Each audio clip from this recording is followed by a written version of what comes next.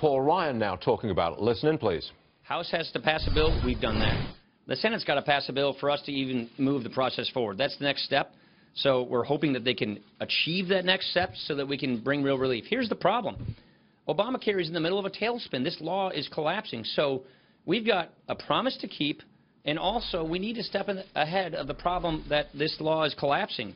More and more people don't even have any choices left, or even one choice. 41% of the counties in America have no competition in health insurance. They have one health insurer left. Premiums have doubled. Options are disappearing. Many counties in America now have no health insurers left. So that is just the stark reality of the moment. And so we're hopeful that the Senate can take the pause that they need to take and move forward on this issue so we can get something done. Well, I'm worried that I'm worried that Obamacare will stand and the law will continue to collapse and people will get hurt in the process. The President said last night at dinner with Senate Republicans that Republicans would look like dope for failing on... Did you air quote that like this when you said that? Okay. Do you agree that Republicans now look like dope? Look,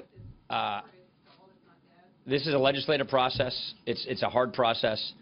We in the House are proud of the bill that we did. We passed a bill that we think is sufficient to addressing the real problem, to keeping our promise. The Senate has a razor-thin majority. It's a 52-seat majority, and in reconciliation, you need 50 votes. So they're working through their process. I'm not going to get ahead of the next steps because, frankly, we just have to see what they can do and find out where it is we can go, because we have a serious problem in our hands. Yeah. Who are you with? Oh, Kendall, One American News. Okay. Yeah. The President campaigned on simultaneous repeal in place. You stood up there however many months ago. You said it will be a simultaneous repeal in place. What can you say to people who, like she said, will be losing their health care? How can you restore or even give them faith in the party at this point? Yeah, I mean, we've done this in the House. We passed our simultaneous repeal and replace bill. We think that's the solution. We think that's the best way to go. And so we're just going to have to wait and hope that our friends in the Senate can figure out how they can get a bill passed, get into conference or whatever, and get something passed. Yeah. Senator McConnell about a week ago said that he could possibly work with Democrats and Democrats' production unit to stabilize the markets.